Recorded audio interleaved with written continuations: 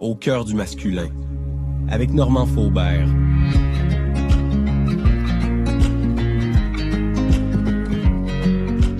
Bonjour à tous.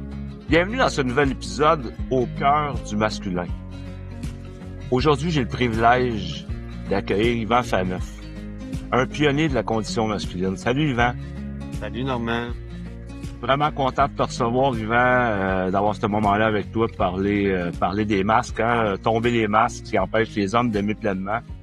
Fait que, écoute, sans plus tarder, avant de commencer, j'aimerais ça t'introduire à nos auditeurs qui te connaissent pas. Puis ceux qui te connaissent, qui reprennent conscience un peu de ton parcours. Yvan Faneuf, TRA, thérapeute en relation d'aide, thérapeute de couple depuis plus de 30 ans. Auteur des livres best-sellers, Devenir un homme vrai plutôt qu'un vrai homme, et Les masques des hommes. Il a reçu en 2023 le prix Hommage Guy Corneau pour son apport exceptionnel à la condition masculine. En fait, titulaire d'une maîtrise en psychosociologie, ses recherches ont porté sur la culpabilité et l'insécurité affective chez les hommes. Il a également conçu le programme Les masques des hommes pour le ministère de la Sécurité publique du Québec et a œuvré comme intervenant en violence conjugale pendant plusieurs années. Yvan accompagne les hommes et les couples dans une transformation profonde visant à sortir des rôles imposés pour retrouver une relation plus vraie à soi et aux autres. Alors, dans cet épisode, on explore ensemble un sujet central, les masques que portent les hommes. Ces rôles de façade souvent inconscients et ce qu'ils coûtent à nos relations, à notre santé émotionnelle et à notre capacité à s'aimer librement. Donc, je te dirais, d'entrée de jeu, Yvan, comment va l'homme en général, tu sais, pour que les hommes que tu côtoies dans ton bureau, puis en général, comment va l'homme en 2025? Tu sais, je te disais tantôt, je peux partir dans plein de directions. Je ne sais pas si l'homme va super bien, mais il y a une évolution. Tu sais, on peut dire que dans l'histoire un peu, à un moment donné, je me suis intéressé à l'historique de la condition masculine. Puis ça a bougé, tu sais, dans les années 50, avec l'avènement du féminisme, les femmes ont un peu poussé les gars. Puis les gars qui faisaient des démarches, c'était sûr qu'ils avaient des problèmes de violence ou de consommation. C'est pour ça que les gars se regardaient dans ce temps-là, parce que ce qui était important, c'était de travailler, c'était de subvenir aux besoins de la famille. C'était ça, être un homme, tu sais, là, puis être un dur, être un tough, tu sais. C'était ça le rôle. Puis lentement, il y a eu une intégration du père, tu sais, c'est-à-dire créer le lien avec les enfants. Puis dans les années 80, fin 80, début 90, là, les hommes ont commencé à s'occuper de leur parole, de parler.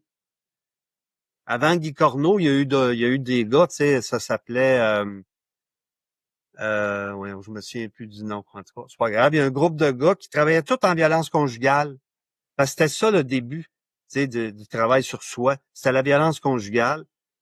Et ces gars-là ont parti des groupes de parole d'hommes parce qu'ils se sont rendus compte qu'il y avait d'autres thèmes que la violence conjugale qui préoccupaient les gars. Et ensuite, Guy Corneau a parti le réseau Homme Québec qu'on connaît tous, là. Mais on pouvait constater, puis moi je le constatais parce que depuis 1990 que je travaille dans ça, il y avait beaucoup d'hommes que leur plus grosse peur, c'était de ressembler à leur père. Ah, moi, la pire insulte, ça a été comme ton père. Ah, là. Puis ça m'intéressait de comment ça que les hommes, puis moi, je faisais partie de ces gars-là, là. Je voulais pas être comme mon père, puis tu sais. C'est parce que il y avait pas de relation. Tu sais, on constate que les pères qui ont des relations avec leurs enfants, même s'ils sont pas parfaits, ben, les enfants peuvent s'identifier, leurs fils peuvent identifier à leur père parce qu'il y a une relation. C'est-à-dire qu'ils se parlent, ils font des choses ensemble. Puis une fois qu'il y a la relation, les imperfections sont correctes. C'est quand il n'y a pas de relation, les gars veulent pas être comme leur père, puis ils ont vu leur mère souffrir des défensives de leur père. Puis il y avait une culpabilité importante chez les gars. Je te raconte ça parce qu'il y a eu une petite évolution. Et en même temps, les gars, ils ont ouvert sur la parole, tu sais, parler d'eux, puis s'écouter entre eux. Fait, ils ont appris à développer la relation en même temps. Donc, moins vouloir pas ressembler au père, tu sais, moins de culpabilité d'être comme le père. La relation à soi et la relation aux autres, dans le fond. Oui, c'est ça. Être capable de nommer ce que tu vis, être capable de créer un lien. Puis on voit plus ça aujourd'hui, tu sais. Moi, ça me frappe. On peut voir des pères qui se promènent avec leur bébé, là. Tu sais, moi, quand j'étais petit, oublie ça, on voyait jamais, jamais ça. Jamais. Je vois passer sur la rue, des fois, c'est des pères, ils ont leur petit bébé ici ou en carrosse, deux gars ensemble. Puis c'est pas un couple homosexuel, là. C'est des pères qui se promènent avec leurs enfants. T'sais, moi, je gardais mes petits-enfants la fin de semaine passée. Puis j'étais avec un de mes amis qui est venu avec moi, puis on gardait mes petits-enfants avec un de mes amis le samedi, puis on est allé au magasin, tout ça. T'sais. On n'aurait jamais pensé ça. Là. Mais dans les années 2000, vers 2010, il y a quelque chose qui s'est développé encore plus. C'est la honte d'être un homme. Ça, c'est pas juste moi qui dis ça, parce que la maîtrise que j'ai complétée, là, puis que je vais déposer bientôt, c'est sur la culpabilité puis l'insécurité affective, puis la difficulté chez les gars à prendre soin de soi, puis l'origine de ça, c'est la honte d'être des hommes. Tout le mouvement non genré, là, Ouais. ben, j'ai suivi une formation, 2 formations sur la honte masculine données par Vincent de Gaulle-Jacques. C'est un Français, un prof d'une université de Paris, je sais plus laquelle, il y en a à peu près 7-8, là, à Paris, même 10. Lui, c'est un psychosociologue, il a 73 ans, il se promène à travers le monde, puis il s'occupe des doctorats, tout ça. Et les études qui sortent sur le mouvement non-genré, là, ce qui en ressort, c'est que c'est basé sur la honte du masculin. Fait il y a comme une honte du masculin parce que les hommes sont responsables de tous les maux familiaux, sociaux, mondiaux, tu sais. Mais en fait, on mélange que ce sont les défensives du conditionnement masculin qui fait ça. Tu sais, vouloir se couper de soi, tu le sais comme moi, ça nous amène à perdre notre sensibilité pour nous puis pour les autres, à être moins en relation. Fait que ça, et d'avoir des défensives qui créent des torts. Puis c'est réel, nos défensives créent des torts, comme les défensives des femmes, mais nos défensives à nous, c'est des défensives d'être durs, d'être performants, d'être tough, d'être coupé de soi. Fait qu'on va avoir des réactions défensives en fonction de ça, tu sais, de l'agressivité, de la fermeture, de la violence dans nos relations. Fait que depuis, je dirais peut-être, j'arrive à la fin de mon petit bout, là.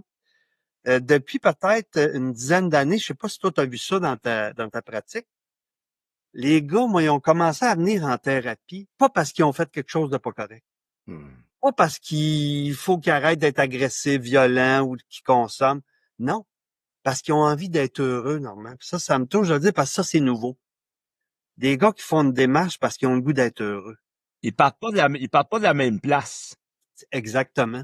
Pas parce que ils ont fait quelque chose de pas correct. C'est ça que je répète qui est différent.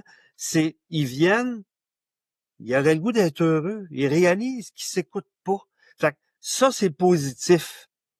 Mais le chemin à s'écouter, c'est pas parce que tu dis, moi, je m'écoute que ça y est, tu t'écoutes, là.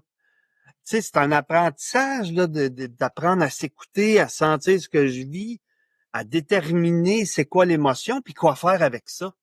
Fait que ça va bien dans ce sens-là, puis il y a beaucoup de mouvements comme ce que toi, tu fais dans ta communauté pour ça, aider les gars à s'écouter. Mais s'occuper de leurs besoins, ça, il y en a pas tant que ça. C'est là qu'on est rendu. Ouais, puis en fait, tu sais, tu me disais ça, tu vois-tu la même affaire que moi en lien avec les générations? Moi, ce que je vois aussi, c'est les jeunes hommes, c'est plus facile d'identifier leurs émotions puis de les nommer. Tu sais, ils parlent plus de leur peur, ils parlent plus Ouais, de leurs ouais, émotions ouais, que les hommes, comme peut-être dans notre génération, à nous autres. ouais. Tu vois ça aussi? Oui, oui, ah oui. Moi, tu sais, ça a été frappant, puis c'est frappant. Les gars qui ont 45 ans et plus, 50 ans et plus, ils cherchent plus quand ils essaient de trouver qu'est-ce qui les habite. Tu sais, le canal est moins clair, tu sais. Tandis que les jeunes dans trentaine, tu sais, 35 ans et moins, ils ont été élevés par des mères, des pères qui favorisaient plus ça, vont être moins pris dans le conditionnement masculin de force puis de performance. Puis ils sont capables de dire j'ai peur. Hey, moi, dans mon temps, dans mon temps. Quand moi, j'étais jeune, jamais on entendait un gars dire j'ai peur. Tu sais, voyons, c'était la pire affaire à dire, là, tu sais. J'ai peur, j'ai de la peine, ça me fait mal, je suis triste, j'ai honte. Tu sais, fait qu'on va entendre des jeunes gars de 35 ans et moins être capables de dire ça. Puis ça, en fait, là, tu dirais là-dessus, puis c'est un peu ça que je voulais parler aujourd'hui, parce que Ouais. je voulais revenir là-dessus. Tu as écrit un livre entier sur le masque des hommes. J'aurais le goût de t'entendre sur qu'est-ce qui t'a poussé à explorer ce thème-là. Ouais, ben oui. Ben, c'est une recherche que j'ai faite d'abord là, au Centre de relations d'aide de Montréal qui s'appelait Le droit à l'émotion chez les hommes en 92 là, jusqu'à 96 à peu près. Là. Et c'est que dans ce temps-là, je faisais des démarches comme au CRAM puis ailleurs dans des groupes d'hommes. Puis ça me frappait les femmes, la liberté qu'ils avaient de nommer ce qu'ils vivaient. Puis moi-même, j'essayais d'identifier ce que je vivais. Puis écoute, c'était pas un chemin clair. Et je voyais les conséquences. C'est surtout ça qui m'a amené à faire ça. Je voyais les conséquences de pas être capable d'identifier ce que je vis puis de m'en occuper. Quand est-ce que j'avais de la peine, tu sais, j'avais une émotion, tu sais laquelle chez les gars, c'était la colère. Mais tu sais, j'avais de la peine, je me refermais, puis à un moment donné, je me fâchais, j'avais peur, je me mettais en colère, tu sais. C'était la seule émotion que les gars, on avait, tu sais. Fait que quand je voyais les conséquences relationnelles puis personnelles, là, je me suis dit, hey, ça me rend malheureux, cette affaire-là, là. De perdre l'émetteur, ça me rend malheureux. Moi. Fait que c'est là que je me suis intéressé à ce sujet-là, puis à ce thème-là. Au début, c'était pas nécessairement dans le conditionnement masculin. Je voulais simplement faire un travail de, voyons, comment ça, j'écoute pas mes émotions. Ça a pas été long que j'ai vu. Ben, c'est parce que je suis pris dans un conditionnement masculin. Puis tu sais, tu disais tantôt, c'est pas conscient. Tu dis ça à ben des gars, puis ils vont dire, ben non, je suis pas dans ça. Mais, tu sais, un moment donné, je faisais un groupe de thérapie. Il y avait des gars et des filles. Puis je parlais de ça, puis il y a un des gars qui dit, c'est pas vrai, ça, le conditionnement masculin. Tous les gars ont le droit de pleurer, puis je l'écoutais. Je dis, regarde, ça se tiendra pas là-dessus, là. Si toi, tu vis pas ça, tant mieux, tu sais. Puis à la pause, il s'est passé quelque chose, je sais pas quoi. On vient pour reprendre, puis il est rouge comme une tomate. Fait que je le regarde, je dis, ça va-tu? Là, il me dit, là, je commencerai pas à brailler ici, puis devant des femmes en plus. Là, c'est le conditionnement qui a parlé. Parce que Ben c'est oui. pas conscient. Tu sais, moi, je connais, tu sais, j'ai un de mes amis qui écoute ce que je fais puis qui dit, moi, j'ai pas ça. Hey, il est dans ça par-dessus la tête.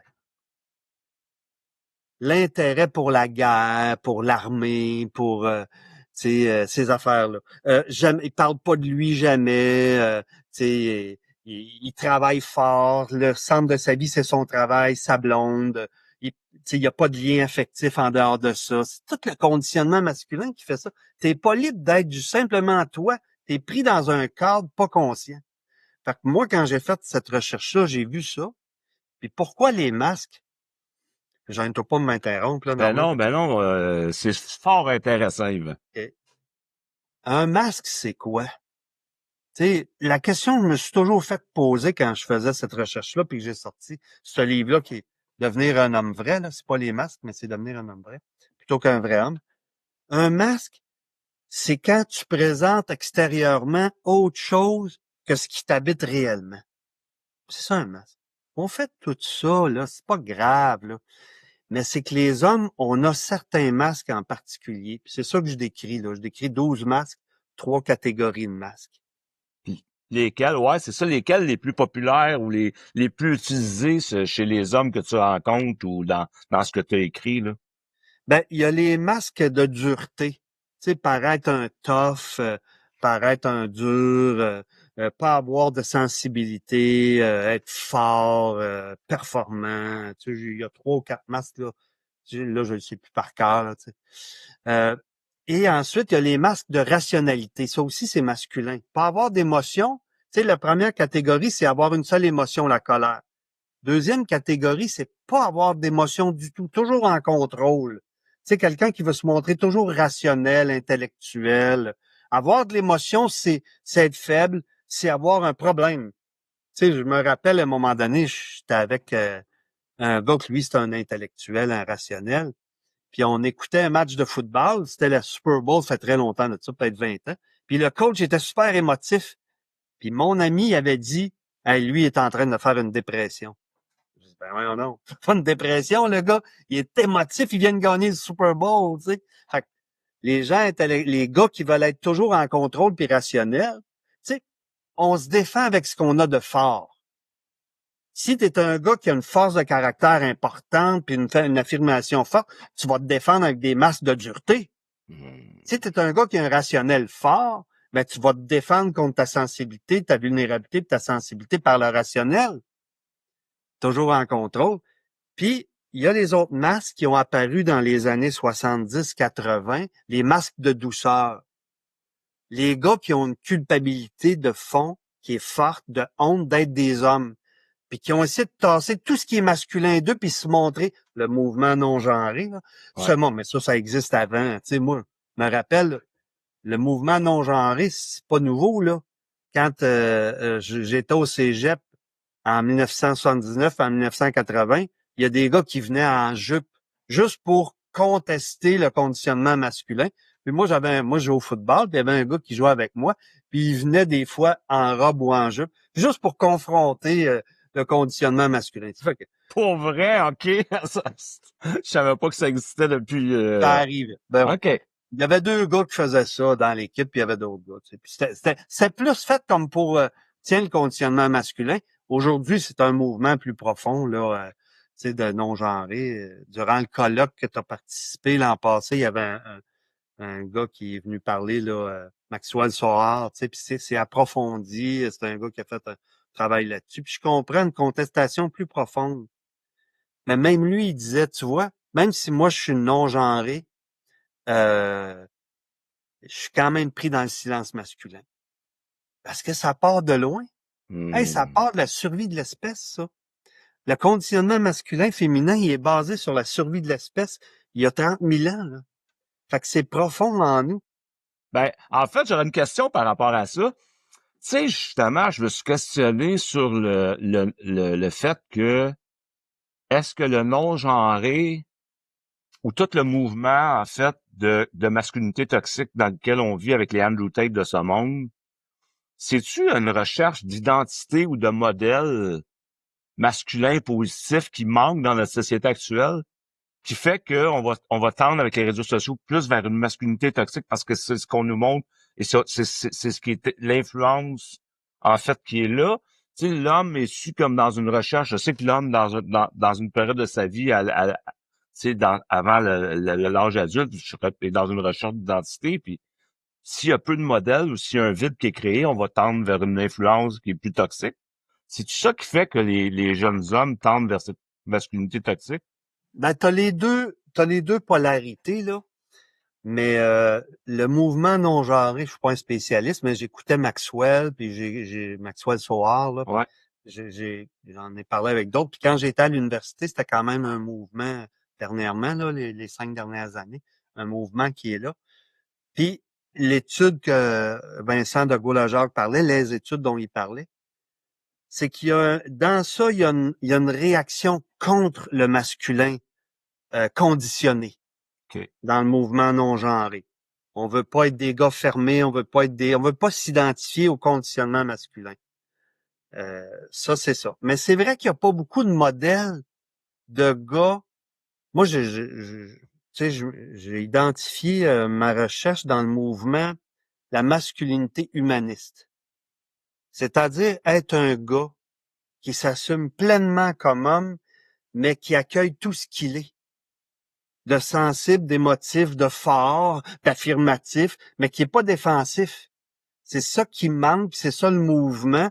Puis on tente de chercher des hommes qui ont cette identité-là pour transmettre aux autres gars, d'être des gars, mais tu rejettes rien de toi, des gars humains. Et c'est ça qui manque. Puis moi, Andrew Tate, puis ce mouvement-là, je suis pas spécialiste non plus, mais moi, je trouve que ça n'a rien à voir avec la masculinité. C'est de la business. Derrière ça, c'est de la business. Ils ont vu une occasion de rejoindre des jeunes garçons qui sont un peu perdus, qui ont pas envie d'être des non-genrés, qui ont envie d'être des gars qui cherchent un modèle. Puis eux autres, ils reprennent tout le conditionnement masculin du passé, puis ils le remettent en avant. Mais tu sais, il y a eu un gars qui a passé à Tout le monde en parle cet hiver, qui se disait dans le mouvement masculiniste, là. Puis bon, c'est ça, derrière ce gars-là, ils ont montré un peu comment c'était un gars perdu. Puis c'était une façade, c'est une image, tu sais, pour montrer la prospérité, la richesse, puis tu sais. Qui C'est était pas... tout autre, finalement. Ben oui, tu sais. Puis moi, toi aussi, Normand, là, moi, j'ai déjà eu des gars en thérapie qui prônaient un peu ces valeurs-là, puis ils arrivaient dans le bureau, puis c'est des gars fragiles. Des gars pas en relation, fragiles, sensibles, tu sais, qui savent pas quoi faire avec ça. Ben moi, le mouvement de la masculinité humaniste, là, c'est que tu accueilles tout ça. Tu accueilles le gars fort, affirmatif, mais le gars en même temps sensible. Tu unifies tes polarités. T'es un gars unifié. Tu sais. Ouais. Fait que c'est ça qui manque, là. Puis qui est chouette qu'il y en ait de plus en plus pour qu'on reste des gars parce que c'est ça qu'on est, mais humains, sans rejeter l'homme, tu sais. Ben, ça me fait plaisir qu'on en parle. Tu sais, moi, j'ai longtemps, mais j'en ai pas parlé, Yvan, parce que j'avais peur de polariser, puis de pas être capable de gérer les commentaires puis les impacts de ce que ça aurait amené comme polarisation. Mais en même temps, je me suis dit, hey, je suis un masculin humaniste, moi. Je représente bien ce que tu décris, tu sais, puis je trouve qu'on a besoin de prendre, toi, moi, on a besoin de prendre cette place-là puis de montrer aux hommes que ça existe, tu sais, justement pour mettre de l'avant un autre modèle plus positif d'homme, là. Moi, j'aime ça être un homme, Normand. Ben J'aime ça oui, me ben sentir oui. un homme. Quand je me regarde, c'est un gars que je vois, puis moi, j'adore les femmes, j'aime regarder les femmes dans ce qu'elles sont, puis ce serait le fun de pouvoir être content d'être le genre qu'on est, puis se rejoindre, là, tu sais, c'est ça le but. Puis je trouve que les gars, on est rendu là, comment récupérer. Tu sais, on comprend que on est arrivé à la masculinité toxique, puis avant ça, à toute une culpabilité masculine, parce que les gars, dans leur défensive, à pas accueillir l'humain qu'ils sont, ont fait des torts. Puis ils sont pris dans des problèmes de consommation. Les gars ont plus de problèmes de consommation que les femmes. Les hommes ont plus de problèmes euh, psychiatriques que les femmes. Les gars se suicident plus que les femmes. Tu sais. Tout ça, c'est dû aux défensives puis à la non-accueil de l'humain qu'on est comme gars. Fait que c'est vers ça, de retrouver la paix avec soi comme homme puis dans les relations. Puis moi, les femmes, il y en a des femmes, tu as raison d'avoir peur de ce que ça peut créer, parce que moi, il y a des femmes puis des hommes qui me rentrent dedans, là. Mais c'est une minorité. Ouais. La plupart des hommes sont contents du chemin que je propose, puis la grande majorité des femmes sont contents, ils ont envie que les gars s'occupent d'eux. Tu sais, accueillir puis connaître ce qu'on est et prendre soin de soi, c'est deux affaires. Puis là, puis moi, c'est ça qui me tient à cœur. Tu sais, normalement, je te le disais, moi, j'ai 60 ans, là, tu sais. Ma carrière, j'ai plus d'objectifs ben, sauf un. Pour ça que je participe à ton émission. Que les gars apprennent à s'occuper d'eux. Pas juste écouter ce qu'ils vivent, c'est qu'est-ce que je fais avec ça? J'ai de la peine. Une émotion, c'est un émetteur. J'ai de la peine, qu'est-ce que je fais? J'ai de la colère, qu'est-ce qui se passe? J'ai de la peur, qu'est-ce que je fais? C'est là que le bonheur va se trouver. Plus je vais m'occuper de moi, mais il faut que je parte de la bonne place, plus je vais être un gars heureux, puis plus mes relations vont être nourrissantes. Puis ça, il y a du chemin à faire. Ouais, puis en même temps, tu sais, si je reviens au masque, j'aimerais ça que tu me parles, tu sais, parce que bon, tu nous as parlé un peu, tu sais, les masques, on comprend que c'est des fonctionnements défensifs, hein, des mécanismes de défense. Pour expliquer à nos auditeurs, un mécanisme de défense, ça provient de l'inconscient pour nous empêcher de vivre une émotion désagréable. Ouais. Puis les masques, en fait, c'est quelque chose qu'on incarne pour pas vivre les émotions, justement. Tu sais. C'est quoi les impacts, tu sais, de rester en arrière de ces masques-là, négatifs? C'est quoi les impacts de l'enlever dans la relation? je viens d'ouvrir mon livre. Tu me permets-tu que je Vas-y. lise juste pour donner l'image de c'est quoi? Ah ouais. OK. Première catégorie de masques, c'est les masques d'antivirilité. C'est-à-dire que c'est basé contre la virilité. Je veux pas avoir l'air d'un gars. Il y a les masques de douceur, le masque de la victime, du charmeur, du séducteur, puis de l'insaisissable clown. C'est tout un gars c'est toutes des façons d'essayer j'ai mis des mots qui frappent, là, mais c'est toutes des façons d'essayer de rejeter l'affirmation, la colère, le masculin. Les masques d'anti-émotivité, c'est anti parce que c'est contre. Les masques d'anti-émotivité, c'est tout le rapport à se montrer rationnel. Le superficiel, le mystérieux sage, le supérieur, le rationnel. Et les masques de dureté, ceux qui veulent être tough, ben, l'infaillible, l'insensible et le dur. Donc, on a-tu tous des masques? Oui. On va arrêter de se dire, moi, j'ai pas de masque. Moi, j'en ai. Un masque, c'est basé sur la peur de me sentir coupable ou la peur de m'humilier ou la peur de paraître faible. À cause de ces peurs-là, ça se fait très jeune. Je tasse certaines émotions et je présente une autre attitude. Exemple, à cours d'école, là, moi, quand j'étais petit, là, je sais pas si c'est encore de même, mais les petits gars les plus vulnérables qui avaient peur, qui étaient nerveux, qui étaient craintifs, ben, c'était eux autres qui se faisaient le plus frapper, puis dominer, puis écraser. Fait que moi, jeune, j'ai compris vite, oups, par peur de la violence, j'ai tassé tout ce qui était vulnérable de moi. Hein. Et je me suis montré plus tough. Puis à 12 ans, moi, je m'entraînais au poids et haltères, là. Puis à 13 ans, je jouais au football. Puis, tu sais, je voulais être un dur parce que je voulais pas être violenté. Je voulais pas vivre d'humiliation. Moi, je me rappelle, j'étais adolescent, à un moment donné, je parlais avec des gars, puis, tu sais, j'allais pas bien, puis je parlais que j'étais nerveux, puis, voyons, t'as des problèmes, toi, Chris, c'est ça qu'ils m'ont répondu. Des gars qui étaient dans le même conditionnement que moi, là. Fait que j'ai fait, hey, m'as-tu arrêté de parler de ça? Tu sais? Fait que là, tu perds le contact avec toi. Ça part jeune. Tu sais, là. Mon père m'encourageait quand j'étais tough, il m'encourageait moins quand j'étais vulnérable. C'était un bon papa, mon père, mais lui-ci était dans ça. Là, ta question de qu'est-ce que ça apporte? Ben, premièrement, être à l'écoute de soi, c'est un principe qu'on entend parler de partout. Mais c'est pas possible de prendre, tu sais, d'être heureux si t'es coupé de toi. Puis avoir un masque, ça part de loin. Défaire nos masques, c'est pas de dire ben moi je suis un gars authentique, là. Non, non, c'est un masque, c'est ancré solide, là. C'est un réflexe inconscient de se montrer dans un personnage, un autre mot qu'on n'aime pas, un personnage qu'on pense que c'est plus accepté, mais c'est surtout par nous-mêmes. Fait que prendre conscience que, oups, là, tu vois, je vivais telle affaire, j'ai présenté autre chose. Ah, j'avais peur, puis je me suis montré en contrôle. J'avais de la peine, j'ai refoulé, je me suis isolé, j'ai fait le tough. Tu sais. Prendre conscience de ça, c'est le début. Comme montre Colette Portelane, c'est la prise de conscience, le processus de changement, la première étape. Et après ça, ça demande d'être capable d'être conscient de ça, accepter que, ben oui, gadon, je fais le dur des fois, je fais le rationnel. Pour récupérer la responsabilité après ça, pour récupérer, c'est quoi l'authenticité réelle que j'ai? De mes défensives, de mes émotions, de mes peurs, pour créer une vie en fonction de la personne que je suis réellement. L'émotion la plus rejetée là, dans le conditionnement masculin, là, tu sais comme moi, normalement, c'est la peur. Ben, la peur, c'est important.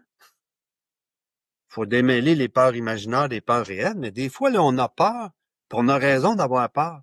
C'est soit qu'on n'est pas prêt, soit que c'est un défi trop gros pour nous, soit qu'on ne sait pas assez bien préparé. C'est important, puis si tu refoules tes peurs, là, tu pourras pas t'occuper de toi comme il faut. C'est quoi les impacts de s'occuper de soi puis de sortir du masque? Les impacts positifs, tu sais, si les gars, là, on veut leur donner une piste, là, puis leur dire, écoute, l'impact positif, ce que tu peux en retirer, c'est ça. C'est récupérer l'humain que je suis réellement. C'est cesser de rejeter quoi que ce soit de moi, qui est vraiment dans mon authenticité. Telle affaire me touche, ben ça me touche. Telle affaire me met en colère, non défensivement, ben c'est ça. Telle affaire me fait vivre de l'envahissement, ben, je suis mieux de m'en occuper. Telle affaire me fait vivre de la peur, ben, je suis mieux de m'en occuper. Pour que ma vie ressemble de plus en plus à qui je suis réellement. Et là, j'ai des chances d'être heureux. Tu sais, je fais le lien avec ça. Normalement, quand j'ai étudié à l'université aussi en psychologie là, dans les années 80. Puis il y avait un prof qui avait expliqué la dépression d'une façon bien simple. Il disait, il y a deux courbes dans la vie. Il y en a une, là, c'est pas une courbe, c'est une ligne plate. Elle, c'est toi. C'est tes besoins, c'est tes zones sensibles, c'est tes blessures, c'est ton histoire, c'est tes émotions. Puis celle-là, ben, c'est comment tu vis ta vie. Tu la vis-tu loin de toi ou proche de toi? Ben, porter des masques, puis pas être conscient de tout ça, tu t'éloignes de toi. Puis la dépression, c'est qu'à un moment donné, là, ton psychisme est plus capable de vivre loin de toi. Et là, il t'arrive quelque chose, une dépression, un divorce, tu sais. Et là, c'est l'occasion de te rapprocher de toi. Puis souvent, les gens qui ont des épreuves de même, là, quand est-ce qu'ils en sortent? C'est quand ils apprennent une leçon sur eux. Moi, plus jamais je vais accepter telle affaire. Moi, maintenant, j'écoute mes limites. Moi, maintenant, mes besoins. Et là, ils se rapprochent d'eux. Venir comme ça, je pense pas, mais ils se rapprochent de plus en plus. Et plus ta vie est proche de comment tu sais, concrètement, ton lieu de vie te rend-tu heureux? La façon que tu choisis tes relations amoureuses, là, les genres de personnes, ça te rend-tu heureux? Ta relation à tes enfants, ton travail, toutes les dimensions, ta vie sociale, est-ce que ça respecte ce que t'es? Si oui, tu te rapproches. Sinon, tu t'éloignes. Et c'est là qu'il va y avoir une épreuve qui va être tough, mais qui va servir à te démasquer. C'est un arracheur de masque. J'adore ton image. J'adore ton image. Ça va Ouais. rester, là, écoute. C'est de même que le prof expliquait la dépression et les autres épreuves de vie. Et là, c'est un arracheur de masque. Donc, plus tu écoutes qui tu es puis t'arrêtes d'agir en fonction de ce que tu penses qu'il faut que tu sois, plus tu te rapproches de toi.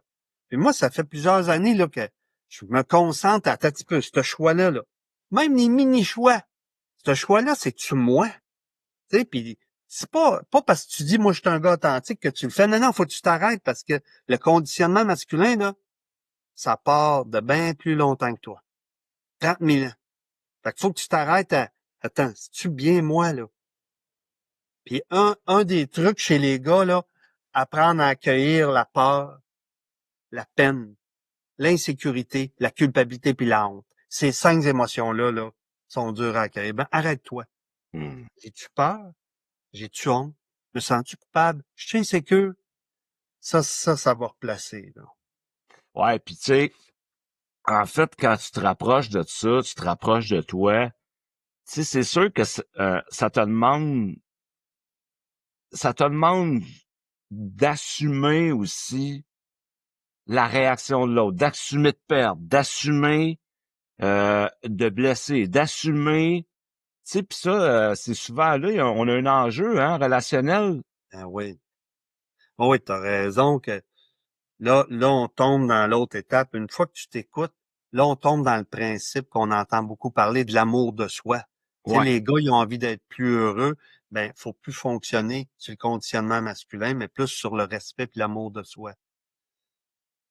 Tu sais, d'être capable de dire à quelqu'un, écoute, moi, ça me convient pas.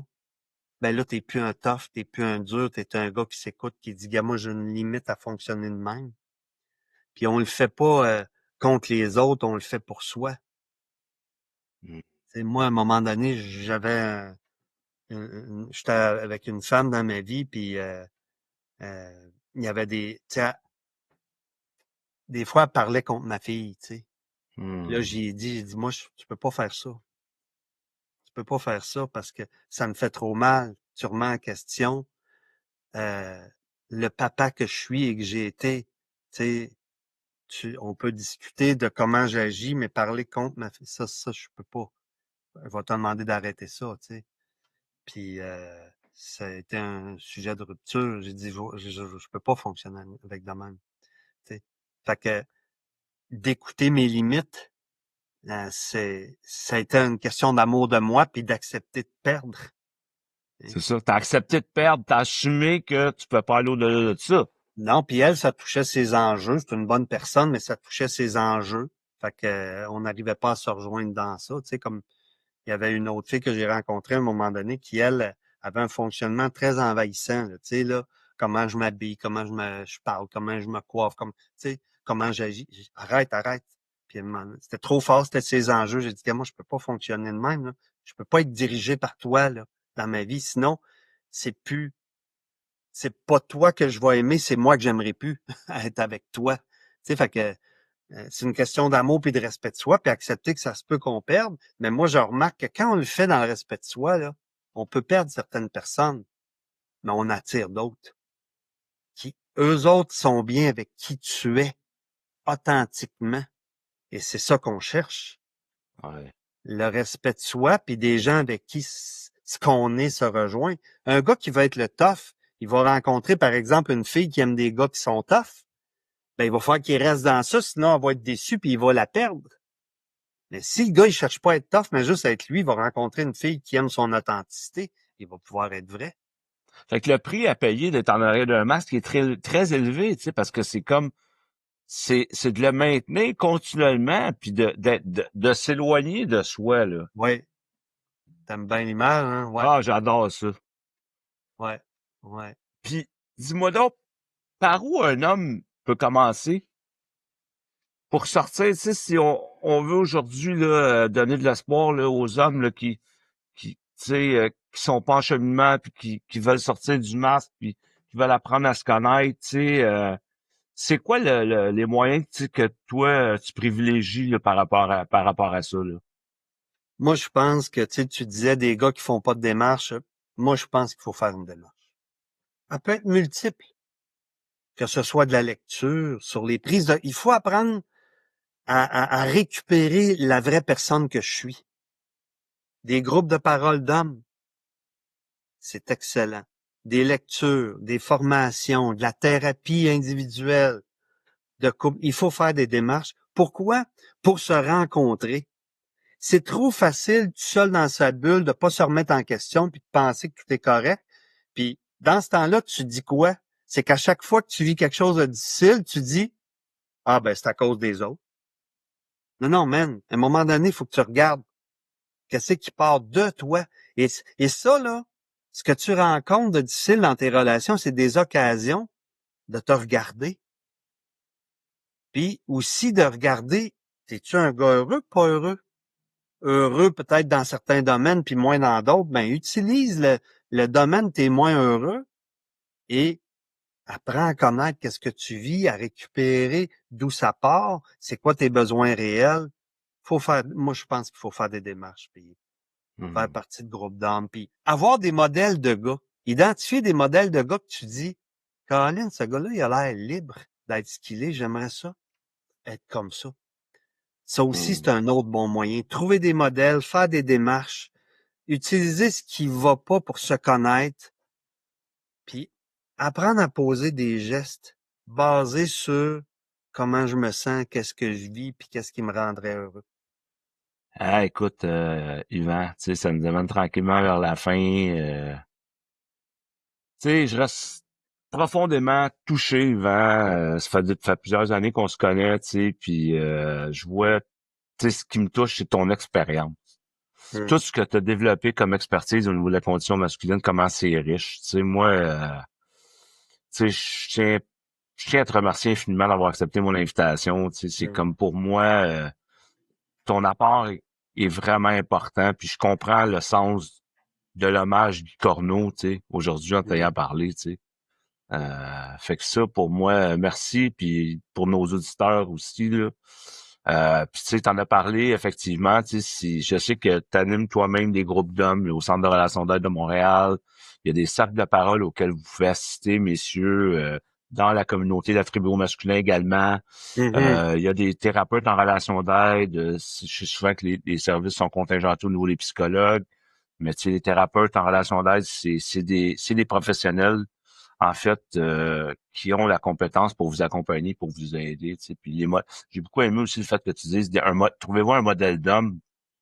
Tu sais, on a dans notre entourage des beaux modèles d'hommes aussi, Et sur lesquels on peut s'adjoindre ou s'appuyer ou parler. Tu sais. Ben, tu sais, merci de ton invitation, Normand. Puis, tu sais, moi, je sais que toi aussi, tu es un leader dans ça. Tu as travaillé beaucoup sur toi. T'as une communauté qui favorise de devenir vrai comme homme. Mm. Toi-même, tu es un modèle. Fait que je te connais assez pour savoir ça de toi. Puis, où est-ce que tu as appris à accueillir tout ce qui t'habite, quoi que ce soit, Ouais. pas à t'en occuper.